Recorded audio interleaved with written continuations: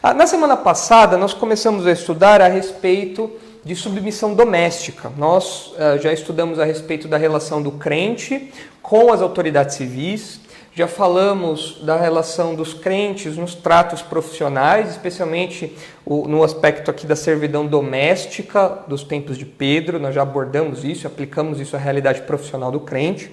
E na semana passada nós começamos a estudar a respeito da submissão dentro do lar, focando agora no relacionamento marido e mulher, esposa e marido.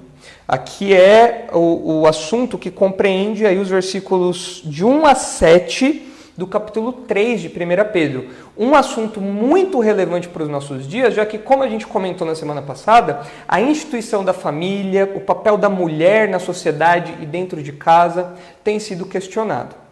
E nós falamos então que a submissão doméstica, essa é a nossa mensagem central, a submissão doméstica é uma poderosa ferramenta de testemunho cristão. A submissão doméstica é uma poderosa ferramenta de testemunho cristão. E nós dividimos o bloco aqui dos versículos 1 a 6 em 3 características deste testemunho. Se a submissão doméstica é uma poderosa ferramenta de testemunho cristão, como é esse testemunho? Pedro qualifica esse testemunho aqui com 3 características. Nós vemos que é um testemunho prático, é um testemunho valoroso e é um testemunho consolidado. São essas 3 características do testemunho cristão da esposa em relação ao marido. Nós já começamos a estudar isso na semana passada. E na semana passada também eu mencionei por cima como era a condição das mulheres antigamente, no Oriente Médio Antigo, como era a condição da mulher nos tempos de Jesus, nos tempos de Pedro, como era essa realidade da mulher. Eu mencionei por cima, mas eu gostaria de introduzir aqui o nosso estudo, trazendo algumas considerações aqui, alguns relatos, para vocês verem como a sociedade pagã desvirtuava o valor da mulher, retirava o valor da mulher, e como a sociedade pagã, ainda que tivesse caminhado em algumas melhorias para a vida social da mulher, ainda assim era muito diferente do ideal bíblico, né? Veja só, por exemplo, Aristóteles cria que o homem era o padrão e a mulher era inferior por natureza. Em Atenas, as esposas eram totalmente confinadas a um aposento da casa que era destinado ao serviço doméstico. Elas tinham também uma espécie de isolamento intelectual. Embora houvesse alguma instrução formal em literatura, a esposa não tinha participação ativa na intensa vida intelectual grega. A gente percebe também que em Tarso, vocês devem lembrar que Paulo, nós conhecemos Paulo como Paulo de Tarso. A cidade de Tarso, que era uma cidade romana, apesar de ser localizada na Cilícia, onde hoje é a Turquia, em Tarso as mulheres eram obrigadas a andar inteiramente cobertas, com apenas os olhos descobertos. A gente também percebe que a literatura daqueles dias também tinha um forte tom, o que hoje nós chamaremos de machista, mas não carregado com os termos feministas da coisa, mas machismo como alguém que realmente denigre a mulher. Você tem, por exemplo, Filo de Alexandria dizendo assim: a esposa é uma criatura egoísta, excessivamente ciumenta e capaz de subverter a moral de seu marido e de seduzi-lo por suas constantes imposturas. Eu já mencionei na semana passada que as sinagogas judaicas, aqui não por influência do Antigo Testamento, mas por uma desvirtuação do judaísmo, tinham 2 orações, uma para o homem e uma para a mulher. A oração do homem era assim: bendito és tu, ó Senhor nosso Deus, Rei do Universo, que não me fizeste um gentil, um samaritano ou uma mulher. Então você percebe que o judaísmo farisaico, dos fariseus, depreciava a inteligência, a virtude, o papel da mulher. A gente vê também outro exemplo, para vocês verem essa diferença, como o cristianismo bíblico, como o ensino bíblico resguarda e exalta o valor da mulher em contraste com as sociedades pagãs. Veja só, na Grécia Antiga, Pitágoras escreveu o seguinte: existe o princípio bom que criou a ordem, a luz e o homem, e um princípio mau que criou o caos, as trevas e a mulher. Eurípedes considerava a mulher o mais temível dos males. Nas religiões, a mulher sempre foi espezinhada e injuriada. Eu estou lendo aqui um trecho de uma reportagem que eu li um tempo atrás. Nas leis de Manu, que é o código indiano, código de leis indiano, que fundamenta ali todo o sistema de castas da Índia, né? Nas leis de Manu encontramos o seguinte: a mulher não pode governar-se por si mesma. Na China, o conselho do sábio era no sentido de que não se confiasse na mulher. E na Rússia, era norma de sabedoria popular que para cada 10 mulheres existia apenas uma alma. Se você for levar em conta a visão que havia da mulher no século II, nós temos um documento chamado Evangelho de Tomé. Não é um evangelho bíblico, é um escrito que foi produzido no século II, foi descoberto em 1945, e o Evangelho de Tomé diz o seguinte: Simão Pedro lhe disse, olha, não é que Pedro disse isso aqui é uma produção do século II, Pedro já tinha morrido, não tem nada a ver com inspiração bíblica isso aqui. Mas veja o que diz esse registro do Evangelho de Tomé, esse documento, que reflete um pouco da mentalidade que aquelas pessoas tinham da mulher. Simão Pedro lhe disse: que Maria saia do nosso meio, pois as mulheres não são dignas da vida. Disse Jesus: veja, eu me encarreguei de fazê-la homem, para que ela também se torne um espírito vivo, semelhante a vocês homens, pois cada mulher que se fizer homem se encontrará no reino dos céus. Olha aqui o absurdo que era a mentalidade dos judeus farisaicos, né, que desvirtuavam o valor da mulher, dessas pessoas que inventavam esse tipo de fala, aqui atribuindo a Jesus e a Pedro, e mesmo dos gregos, dos romanos, que apesar de algumas conquistas no campo do divórcio, ainda assim lidavam com a mulher de maneira muito inferior. Quando eu digo conquistas no campo do divórcio, não é que o divórcio é algo certo, que a gente deve lutar por isso, mas é que muitas vezes o homem tinha a prerrogativa uma iniciativa no divórcio, enquanto que a mulher era largada, era abandonada por conta disso, não tinha qualquer tipo de amparo. E as sociedades pagãs caminharam um pouquinho na melhora disso, mas ainda assim houve uma degradação moral muito grande do papel da mulher.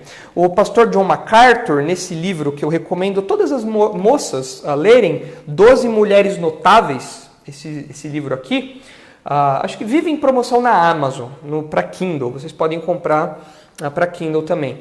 Nesse livro aqui, 12 Mulheres Notáveis, o pastor John MacArthur ressalta o seguinte: onde chega o evangelho, o status social, legal e espiritual é, em geral, elevado.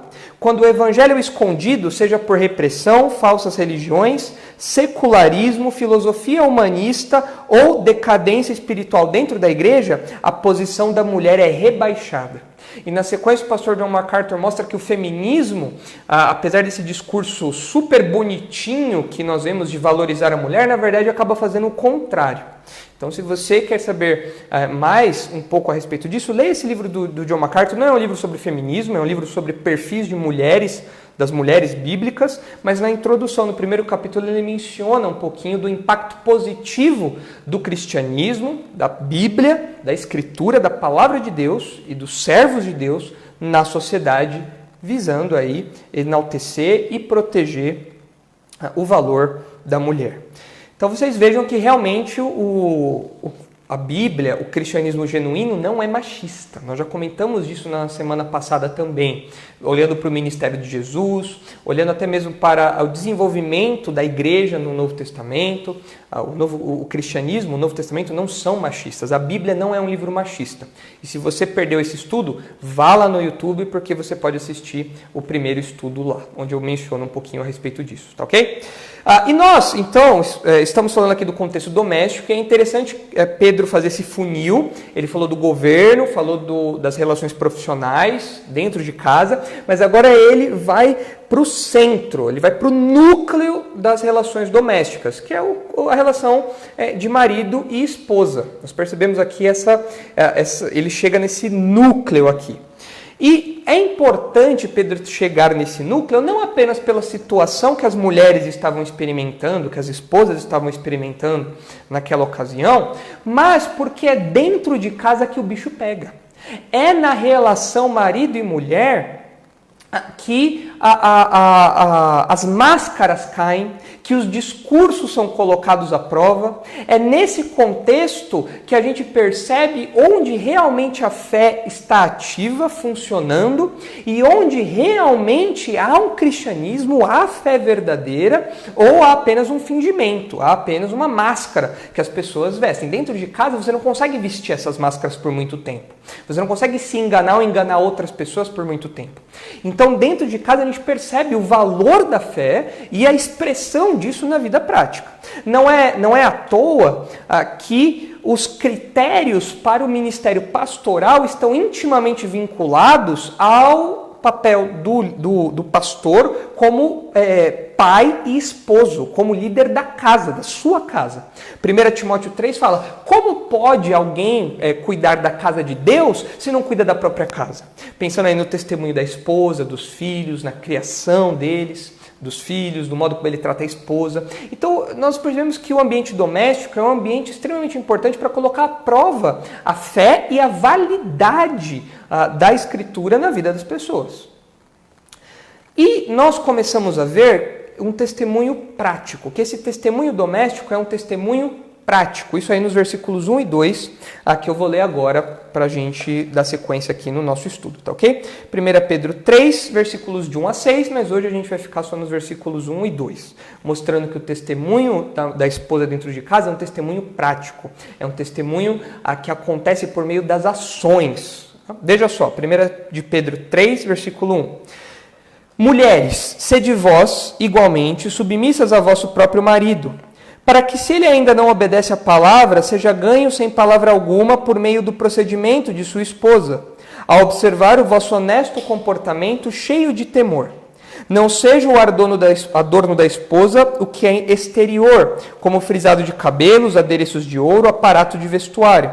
Seja, porém, o homem interior do coração, unido ao incorruptível traço de um espírito manso e tranquilo, que é de grande valor diante de Deus. Pois foi assim também que a si mesmas se ataviaram outrora santas mulheres que esperavam em Deus, estando submissas a seu próprio marido, como fazia Sara, que obedeceu a Abraão, chamando-lhe Senhor, da qual vós vos tornastes filhas, praticando o bem e não temendo perturbação alguma. Então nós estamos vendo nesse trecho aqui que a submissão doméstica é uma poderosa ferramenta de testemunho cristão. Dos versículos 1 e 2 nós percebemos que esse testemunho é prático, focado nas ações, aqui, isso que Pedro quer demonstrar aqui. Em segundo lugar, é um testemunho valoroso, dos versículos 3 e 4, porque mostra o que realmente deve ser valorizado pela mulher. E, em terceiro lugar, nós percebemos uma terceira característica desse testemunho doméstico, nos versículos 5 e 6, e diz respeito a um testemunho consolidado, um testemunho que tem aí toda uma validação histórica, algo que aconteceu com as santas mulheres de Deus ao longo da história, mostrando realmente o valor e o papel disso para os nossos dias hoje. Então, vendo aí o testemunho prático, vamos caminhar nos versículos 1 e 2. Nós já vimos na semana passada que, quando o texto começa falando de mulheres, nós poderíamos traduzir aqui por esposas, porque parece que Pedro está focando, como nós já dissemos, nessa relação marido e esposa. E nós vimos que essa sujeição, aquele famoso verbinho que nós temos repetido, hipotasso, sujeitar-se, colocar-se voluntariamente debaixo de uma estrutura, de alguém hierarquicamente, funcionalmente superior e obedecer esse comando. Nós vimos que essa sujeição existe porque Deus planejou uma estrutura hierárquica dentro do lar, onde o marido lidera e a esposa auxilia. Nós vimos, inclusive, que o fato de Gênesis falar que a esposa é auxiliadora do homem não diminui a mulher. Pelo contrário, essa palavra, esse termo é usado ao próprio Deus, como auxiliador de Israel. Mas nós vimos, olhando para Efésios, para o ensino da teologia bíblica do lar como um todo, nós vimos que o homem lidera e a mulher auxilia, e os dois juntos desempenham um papel essencial dentro de casa e na sociedade. E nós vimos que essa sujeição não deve ser confundida com uma inferioridade intrínseca. Uma hierarquia funcional não implica inferioridade intrínseca. Não é que o homem é melhor que a mulher ou maior que a mulher. O homem só tem uma função diferente da mulher, enquanto a mulher desempenha uma outra tarefa, uma outra esfera de ação que junto com o homem eles caminham juntos. Aí como ela auxiliadora e o homem liderando. Nós vimos também que, como eu já mencionei, esse termo auxiliadora não diminui a mulher, de modo que o mandato de Deus lá em Gênesis para o domínio da criação envolvia o homem e a mulher trabalhando juntos.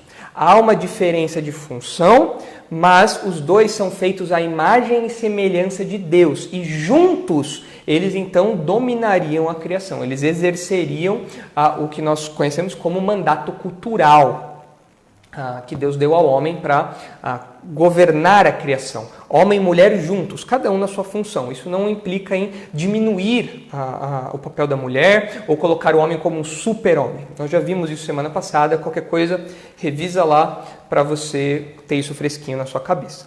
E o texto continua, vamos caminhar aqui. O texto diz assim: mulheres, sede vós igualmente submissas a vosso próprio marido.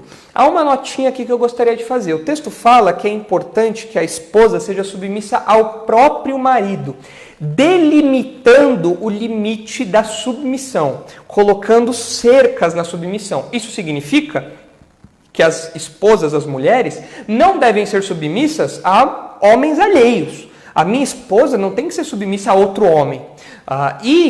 Essa distinção é importante porque isso mostra a proteção, mostra a preservação do ambiente doméstico. Dentro de casa, dentro do lar, há proteção. A mulher, ela se relaciona como esposa a um único homem. E ela deve submissão a esse homem. Não existem outros homens que têm poder sobre ela, que dão ordens a ela, não. É o marido dela. E eu vi isso acontecendo na prática, porque enquanto você for solteira, moça, você for solteira ou namorando ou noiva, você deve submissão ao seu pai. É isso que nós aprendemos no ensino bíblico. Dentro da esfera do lar, os filhos, enquanto não casados, enquanto não deixam pai e mãe e unem-se a outra pessoa, eles devem sujeição aos seus pais, submissão aos seus pais.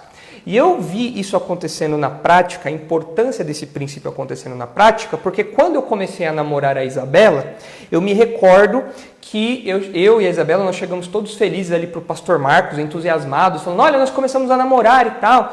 E o pastor Marcos falou, legal, muito bom, parabéns, Deus abençoe vocês, mas eu quero dizer uma coisa para você, Nicolas. Tá bom, né? Pode falar. Ele disse assim, olha, não se esqueça que a Isabela ainda é minha. A Isabela ainda está sob minha jurisdição. A Isabela ainda está sob a minha responsabilidade. Ela ainda é sujeita a mim. Não se esqueçam disso. Disse isso para mim e disse isso para a Isabela. E isso é correto. Isso é bíblico. E enquanto uma moça ainda é solteira, ou namorada, ou noiva, ela ainda deve não apenas respeito, mas sujeição ao comando do pai. Quando a moça se casa, aí já não é o pai. Aí já é agora o marido. Agora eu poderia falar para o pastor Marcos, olha, agora a Isabela é minha, não é mais sua. E ele concordaria com isso, né? Talvez ficaria ali um pouco abatido, tal, mas é a Bíblia, é o que a Bíblia diz. E por que isso é importante? É claro, vejam, não é algo de propriedade, como se a mulher fosse um objeto, não é isso. É uma relação hierárquica, funcional, nós já falamos disso na semana passada. Não é uma questão de posse, né, de um objeto, é uma questão de zelo, de cuidado, de manutenção do bem-estar doméstico, da vida como Deus planejou para que ela seja. E esse detalhe que Pedro menciona aqui é importante, como eu já falei, para proteger a mulher, protege a mulher de intromissões externas, de intromissões exteriores, protege o lar, o núcleo doméstico, mas é uma orientação que eu quero dar também para você que é solteira, namorada, principalmente para você que é namorada e noiva, né? Você que está conversando aí com o rapaz para namorar, já está naquela amizade um pouco mais florida. Vou falar uma coisa, ainda não deve submissão a esse rapaz. E você que é rapaz, não cobre submissão dessa moça. É claro que já no namoro, no noivado, a moça deve dar evidência de que ela desempenhará o seu papel de auxiliadora com submissão. É claro que isso deve acontecer. Então, às vezes o rapaz vai decidir onde vocês vão passear, aí ele pode consultar você para isso, mas a palavra final vai ser dele. Como vocês vão, a palavra final vai ser dele. Quem paga a conta, eu acho que é o homem que deve pagar a conta como líder do lar, futuro líder do lar, mas desde já dando provas disso e a mulher se sujeitando a isso. O modo como a mulher fala com o rapaz, se ela tenta ser impositiva, mandando no relacionamento, ou se ela conversa numa boa e tal, se ela expõe o seu ponto tranquilamente, sem essas violências feministas aí, feminazi. A mulher, desde o namoro, ela já pode dar evidências de submissão. Mas ela não deve sujeição ao namorado, ela deve sujeição ao pai. Hierarquicamente, ela está sujeita ao pai. E isso é importante por quê? Porque quando houver um conflito de interesses, um conflito de ordem, de comandos, um conflito de agenda, um conflito de orientações entre o namorado, o noivo e o pai, a moça deve ter muita sabedoria, muito cuidado e colocar o devido peso na submissão ao pai. É muito importante isso. Pedro destaca isso aqui. Vocês, esposas, devem ser submissas ao próprio marido. É a um homem só. E se você ainda não é casada, você deve submissão ao seu pai. Cuidado para não inverter essas coisas e acabar criando mais conflitos ainda. Nessa esfera que nos nossos dias tem sido tão bagunçado. O texto continua falando assim: sede submissas ao vosso próprio marido, para que, se ele ainda não obedece à palavra, seja ganho sem palavra alguma por meio do procedimento de sua esposa. O texto fala, se ele ainda não obedece à palavra. Aqui, Pedro falando se ele ainda não é um crente, se ele ainda não se converteu, se ele ainda é um incrédulo. Se esse é o caso, né, se uma mulher, uma esposa se converteu e o marido não, como elas deveriam se portar? Parece que esse era o problema aqui que Pedro está lidando, porque as esposas cristãs que tinham maridos incrédulos, elas podiam estar experimentando o seguinte dilema. Nós já tratamos disso na semana passada também, quando estudamos 1 Coríntios capítulo 7. Qual poderia ser o problema que as esposas estavam enfrentando aqui? Elas não eram pagãs, elas se tornavam cristãs, mas os maridos eram pagãos. E agora, eu devo obedecer ao meu marido ou eu devo sair de casa? Eu devo permanecer sujeita ao meu marido, obedecê-lo, a continuar desempenhando o meu papel de esposa, ou eu devo sair fora porque ele é um pagão?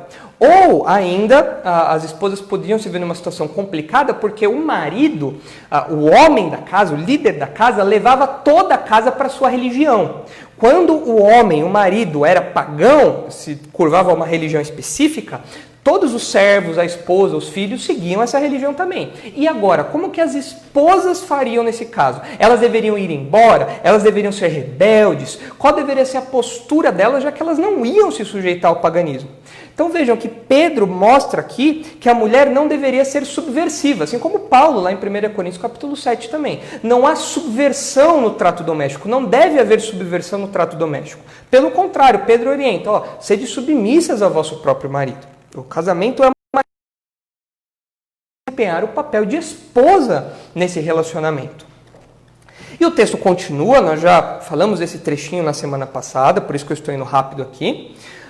O texto continua, fala assim, se ele não for crente, que ele seja ganho sem palavra alguma por meio do procedimento de sua esposa, ao observar o vosso honesto comportamento cheio de temor. Veja só, Pedro não está dizendo com isso que o incrédulo vai se converter sem a pregação do evangelho.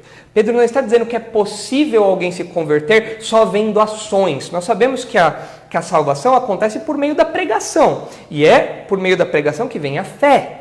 Então nós temos aí um elemento essencial. O evangelho precisa ser pregado verbalmente. Agora, o que Pedro está falando aqui não é que o marido incrédulo vai se converter só vendo o comportamento da esposa. Nossa, como a minha esposa tem um comportamento honesto, aceitei a Jesus agora como Salvador. Não, não é isso que Pedro está falando aqui.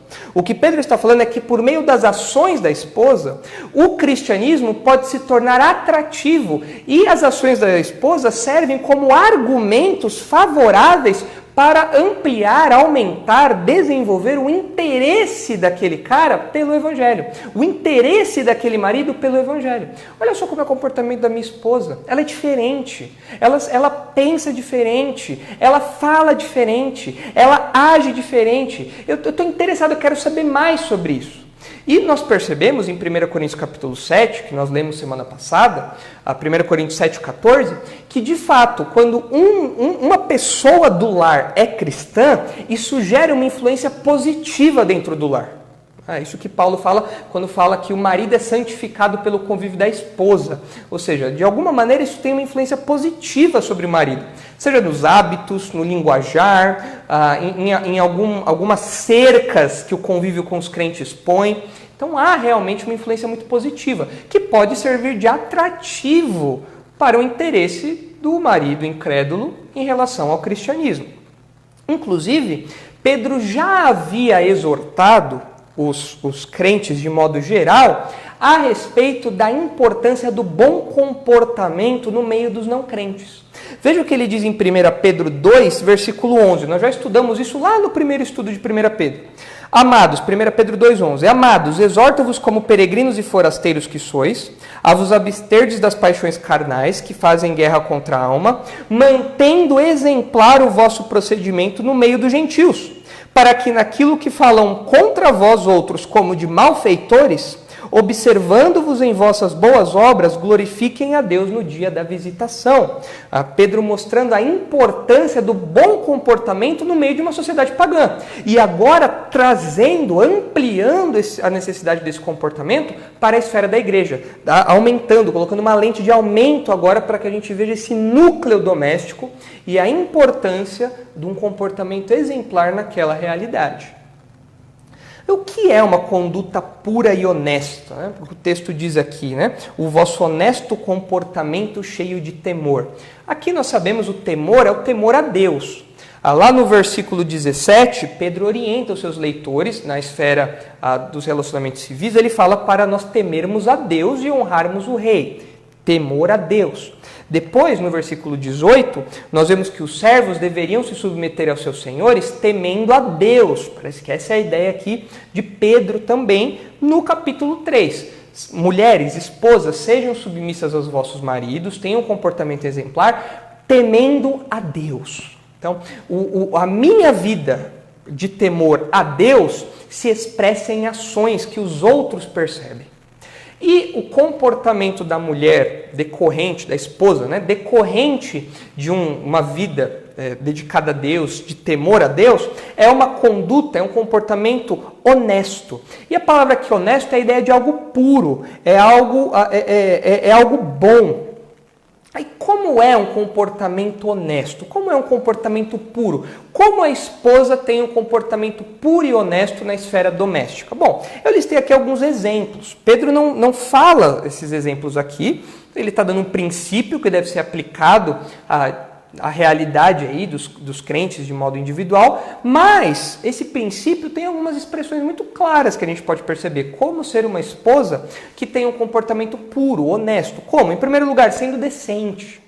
As esposas devem ser cuidadosas nas vestes delas. E é inclusive isso que a gente vai falar na semana que vem, sobre as vestes das esposas, sobre a roupa das esposas. O linguajar deve ser um linguajar decente também. Mulher cristã boca suja, com palavras feias, indecorosas, não é legal isso, não é certo isso. Isso não é um comportamento puro e honesto. Também os posts da internet, trazendo agora para a nossa realidade. Tem muita mulher casada que se comporta na internet como se fosse solteira. Isso não é um comportamento puro, honesto. É um comportamento desleal, é um comportamento impuro. Também as amizades com outros homens. Isso faz parte da decência, que caracteriza um comportamento puro e honesto. Como assim amizade com outros homens? Tem muitas mulheres casadas que ficam de gracejos, ficam com uma amizade íntima com outros homens. E às vezes os outros homens nem sabem que essa mulher é casada, porque ela não dá indícios disso. Então é preciso ter cuidado. Um comportamento honesto e puro envolve a decência. Outra coisa, envolve também ser responsável. Um comportamento honesto e puro envolve responsabilidade. Como assim? Envolve que a esposa deve cuidar, deve desempenhar as suas tarefas domésticas com zelo. Ela deve ser responsável, ela não deve ser preguiçosa, ela não deve ser desleixada, ela tem que ser cuidadosa. Na hierarquia funcional que Deus desenhou para a família, a esposa desempenha um papel predominantemente doméstico, de maneira que ela deve desempenhar esse papel com zelo, sem desleixo, sendo responsável. Além disso, um bom exemplo de um bom comportamento puro e honesto é a esposa, se for o caso do casal ter filhos, ela ser uma boa mãe. Ela desempenhar o seu papel ali de educadora dos seus filhos, colocando-os diante da palavra de Deus, baseando os seus ensinos dentro de casa na palavra de Deus, zelando por isso, procurando isso, uma educação genuinamente cristã. E assim a gente percebe como é o comportamento puro e honesto de uma mulher, que não mente, que não rouba o seu marido, que não faz coisas escondidas, que se preocupa com a decência, com a responsabilidade das suas tarefas. Ela não é uma subversiva, ela não é alguém revoltada, ela não é alguém que não está nem aí para as hierarquias funcionais ou para os papéis que ela deve desempenhar. Não, é o contrário. Mas esse texto, esse trechinho que nós estamos estudando, tem uma palavrinha que eu queria aproveitar e fazer um aprofundamento dela. A palavrinha ganhar. O texto fala assim: caso o marido não obedeça a palavra, seja ganho, sem palavra alguma. Ganhar, essa expressão ganhar alguém para o evangelho, é algo que acontece também, é uma palavrinha que acontece também em 1 Coríntios, capítulo 9. Abra lá rapidinho comigo, 1 Coríntios 9, dos versículos 19 a 22. E por que eu quero fazer esse destaque? Porque essa palavra ganhar, que Pedro usa em 1 Pedro e que Paulo usa em 1 Coríntios, tem uma conotação evangelística, que é o assunto aqui do testemunho doméstico. É um testemunho que desperta o interesse pelo marido incrédulo no evangelho. E em 1 Coríntios 9, 19 a 22, nós temos essa expressão aparecendo repetidamente, mas é um texto muito mal interpretado. E eu quero fazer uma conexão com o que nós temos estudado. Veja só, acompanhe comigo 1 Coríntios capítulo 9, versículo 19. Diz assim: porque sendo livre de todos, fiz-me escravo de todos, a fim de ganhar o maior número possível. Procedi para com os judeus como judeu, a fim de ganhar os judeus. Para os que vivem sob o regime da lei, como se eu mesmo vivesse para ganhar os que vivem debaixo da lei, embora eu não esteja debaixo da lei. Aos sem lei, como se eu mesmo o fosse, não estando sem lei para com Deus, mas debaixo da lei de Cristo, para ganhar os que vivem fora do regime da lei. Fiz-me fraco para com os fracos, com o fim de ganhar os fracos. Fiz-me tudo para com todos, com o fim de, por todos os modos, salvar alguns.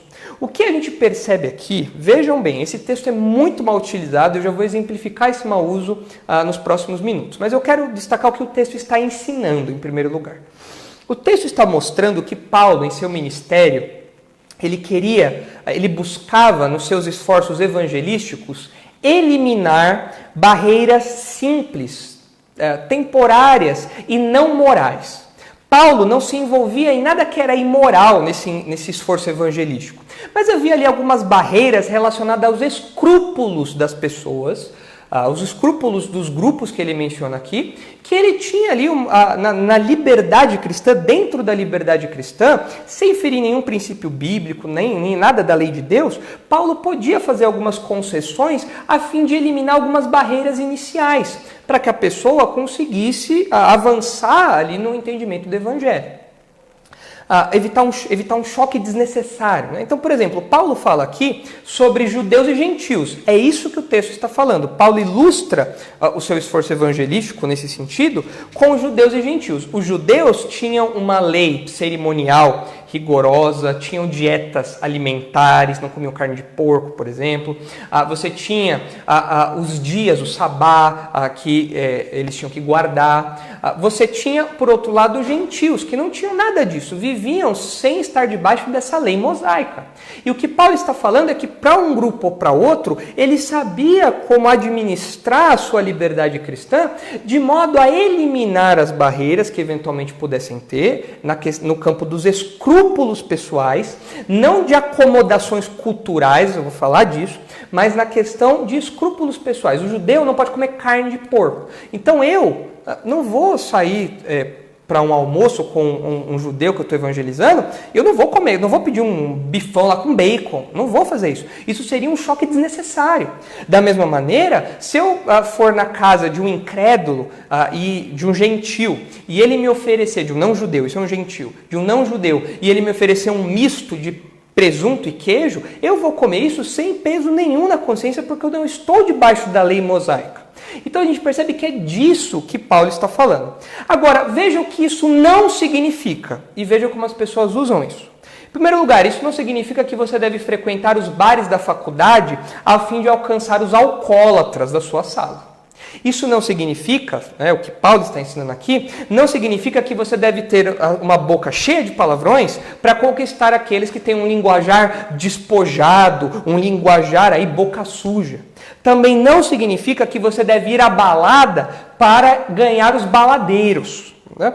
Você não deve fazer isso. Tem um episódio com o pastor Thomas da nossa igreja, ele conta que numa cidade que ele morou, Grão-Mogol, lá em Minas Gerais, ele conta que tinha um cara que justificava sair com prostitutas para evangelizá-las. Isso não pode acontecer, não é isso que Paulo está falando aqui.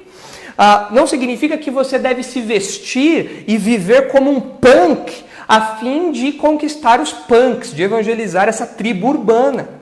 Não significa que você precisa ir a uma missa para ganhar os católicos. Da mesma maneira, não significa que você precisa ir numa praia de nudismo a fim de ganhar os nudistas. Então vejam os absurdos que as pessoas dizem. Isso aqui pode parecer absurdo para nós, mas são absurdos que as pessoas realmente falam e baseiam esses absurdos em textos como esse. Não é isso que Paulo está falando, não é essa a postura do cristão quando ele quer promover o evangelho, fazer um esforço evangelístico, como as esposas deveriam fazer em 1 Pedro e como Paulo fazia aqui em 1 Coríntios. Antes, o que isso significa? Eu já mencionei. É a questão de que, poxa vida, eu não preciso sair com um colega judeu que eu estou evangelizando e comer uma carne de porco na frente dele. Eu sou livre para isso. Mas eu vou abrir mão dessa minha liberdade a fim de não ferir os escrúpulos pessoais dele. Ou eu vou na casa de um colega não judeu, ele me oferece lá uma bisteca suína, eu vou comer, eu não estou debaixo da lei mosaica. Mas você come porco? Como porco, adoro bacon fritinho é maravilhoso, como sem problema nenhum. Inclusive, eu creio, a minha religião, o cristianismo, a fé em Cristo prega que nós estamos livres desse tipo de lei. E você emenda aí o evangelismo conforme for, se houver essa oportunidade. Significa também que, por exemplo, eu vou visitar uma família e eu penso em levar um presente, mas eu sei que aquela família de não crentes, eu sei que eles têm problemas com bebida alcoólica, eles não gostam de bebida alcoólica em casa, eles não bebem vinho, não bebem champanhe. Eu não vou levar uma garrafa de vinho, eu não vou pedir uma taça de vinho ali, eu vou abrir mão dessa liberdade. O crente pode beber uma taça de vinho, mas naquele contexto fere os escrúpulos daquela família. Eu não vou fazer isso então. Um exemplo mais simples ainda. Eu vou numa casa de uma família japonesa e eles pedem para eu tirar os sapatos, porque é uma questão não apenas cultural, mas seria uma ofensa não fazer isso ali para eles. Né? Se é uma família realmente asiática, ali, oriental, japonesa, tradicional, sem problema nenhum, eu vou tirar o meu sapato aqui, eu faço essa concessão sem problemas nenhum. Isso que Paulo está ensinando aqui e é assim que nós aplicamos aos nossos dias. Não é essas invenções que nós vemos por aí, que são apenas justificativas para viver a vida do jeito que quer e chamar isso de cristianismo. Inclusive, nós precisamos ter cuidado, porque muitas agências missionárias, muitos grupos missionários tentam promover o evangelho com base nessa mistura de cultura com evangelho. Então eles pegam a tribo urbana dos góticos e eles mesclam o evangelho ao estilo gótico. E eles justificam estar se fazendo góticos para os góticos. Não é isso que Paulo está ensinando aqui. E muitas vezes essas agências missionárias, essas igrejas muitas vezes também, promovem um estilo de vida idêntico ao dos pagãos.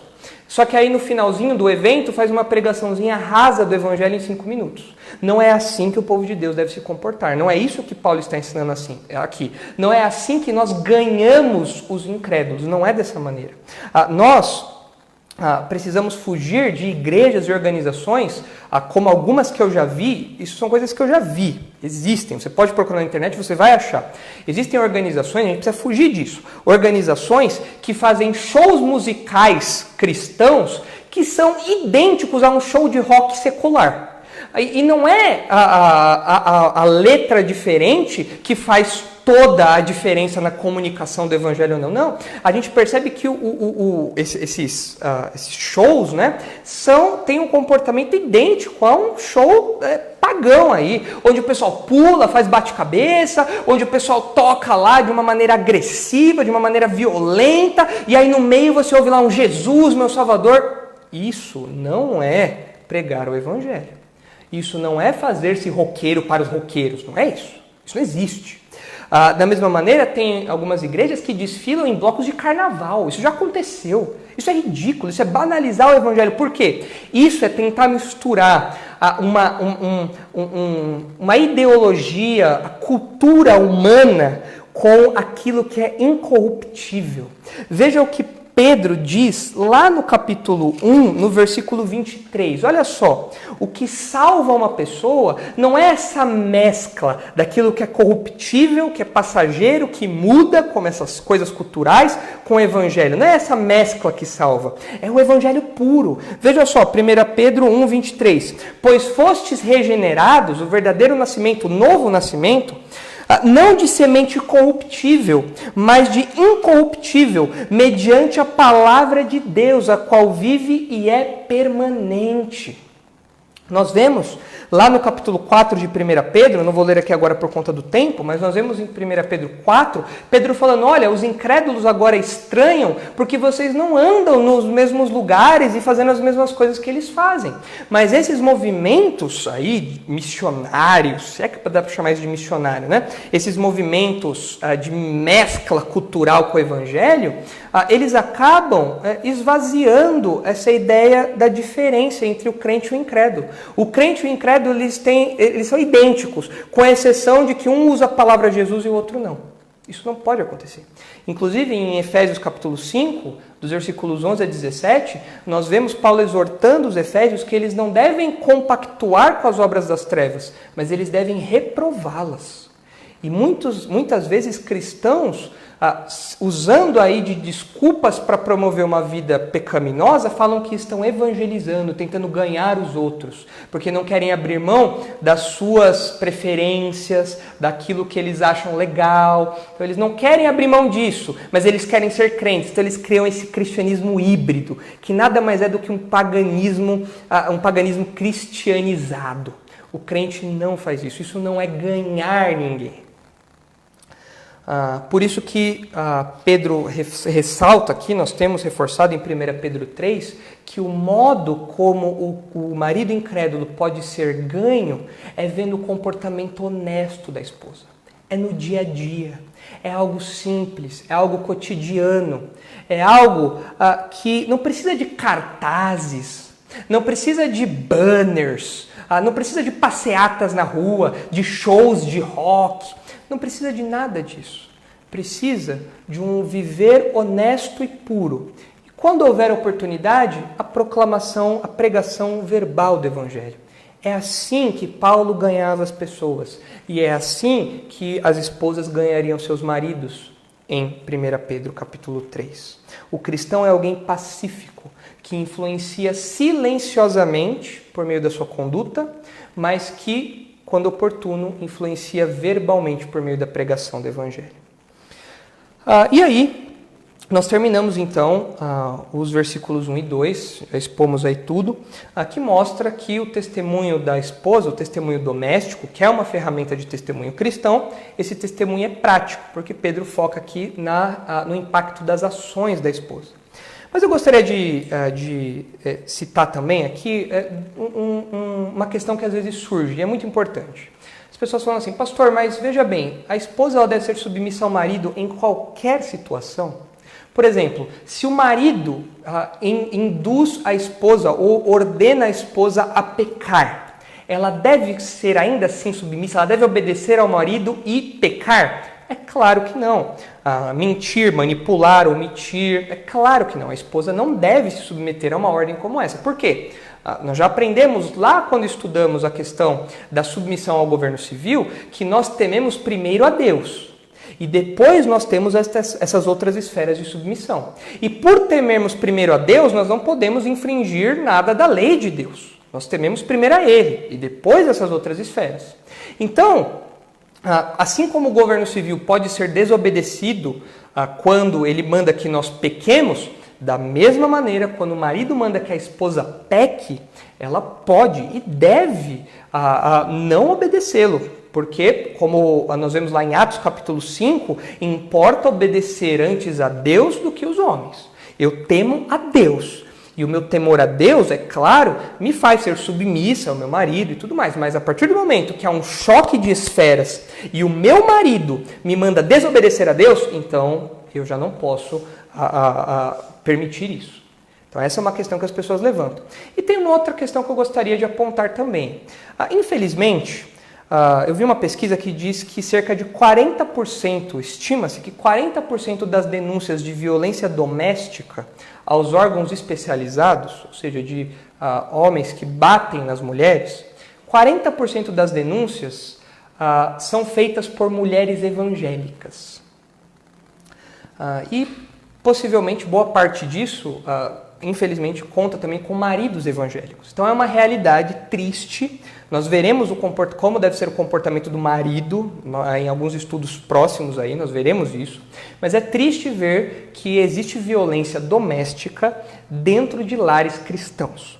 E aí surge a questão. O meu marido me bate, o meu marido me ameaça, o meu marido quase me matou.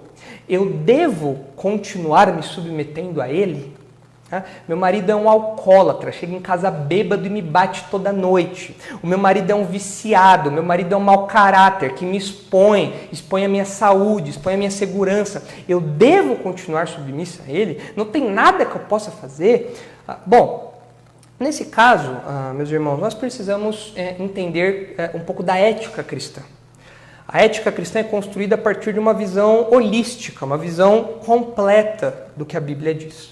Eu já conheci casos práticos disso aqui, eu já vi casos desse, onde a esposa apanhava do marido, ficava toda roxa, apanhava do marido, e ela ouvia dos familiares o seguinte, veja só o absurdo, veja só, uma seita cristã, não vou mencionar aqui o episódio em detalhes, mas uma seita cristã, os familiares dessa mulher eram de uma seita cristã, e essas pessoas falavam isso para a mulher que apanhava. Veja só, é melhor você ir para o céu apanhando do que para o inferno sem apanhar.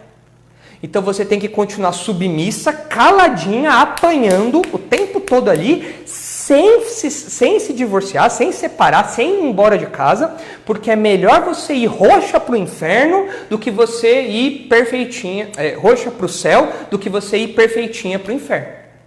Veja o nível que chega a distorção teológica das pessoas. Um conselho desse é um conselho satânico, diabólico. Por quê? Porque a ética cristã nos mostra que quando há dois princípios em choque, nós priorizamos por aquele que tem maior valor. Entre a submissão doméstica e o valor à vida, o valor da vida, Qual é o valor? Qual que é o princípio que tem maior valor? Qual desses deve ser preservado? Se eu tenho que escolher entre esses dois princípios nesse caso, porque o princípio da segurança da vida, do valor à vida, está sendo ameaçado.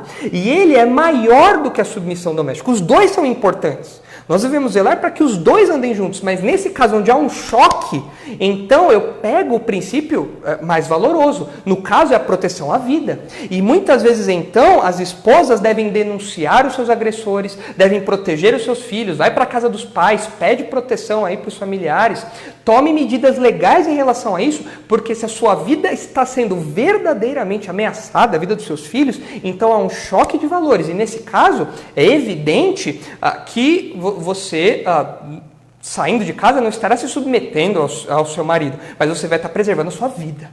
Então a ética cristã nos auxilia nesse campo aí. E o trato do marido, como o marido deve tratar a esposa, nós vamos ver no versículo 7 de 1 Pedro 3. Então os maridos, estejam atentos aí, você que é solteiro, namorado, noivo, esteja atento porque nós vamos falar também de como deve ser o trato do rapaz, do homem, para com a mulher, para com a esposa. Isso nós vamos falar em próximas oportunidades. Muito bem, eu gostaria de terminar, meus irmãos, fazendo o seguinte comentário. Nós estamos falando aqui de como deve ser a postura da mulher, como deve ser a postura do marido, nós vamos falar mais para frente. E isso tudo diz respeito à postura do cristão dentro de casa. O cristão deve se submeter na esfera doméstica, na esfera civil, na esfera profissional. E quando chega em casa, como eu mencionei no começo do estudo, é onde o bicho pega. Dentro de casa é onde as questões estão à flor da pele, é onde as máscaras caem, é onde é difícil colocar em prática, mais difícil colocar em prática aquilo que a gente aprende. E muitas pessoas tentam, dentro dos seus lares bagunçados, dos seus lares que não têm paz em casa, das realidades familiares destruídas, das famílias disfuncionais, muitas pessoas tentam buscar a solução para esses problemas em terapias, em psicólogos, em livros de autoajuda. Mas, meus irmãos, isso não resolve o problema.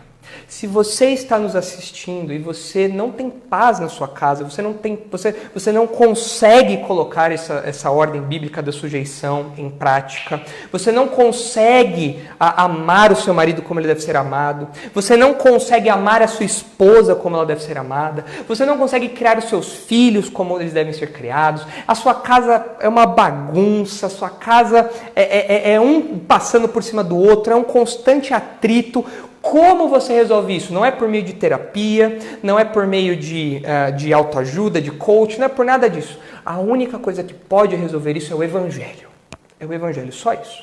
E note, não é que o Evangelho é um comprimido que você toma para resolver problemas domésticos, não é isso. O Evangelho é a solução para o pecado humano. O Evangelho trata a raiz do problema de todos os conflitos, que é o pecado. Lá em Gênesis nós vemos que a briga doméstica entre homem e mulher começou por causa do pecado. Adão não protegendo e acusando Eva, não liderando como deveria. Eva sendo ali negligente. O texto fala que a vontade da esposa seria contra a vontade do marido, mostrando um conflito entre os sexos. Isso é causado pelo pecado. E como se livrar do pecado então? Por meio do Evangelho.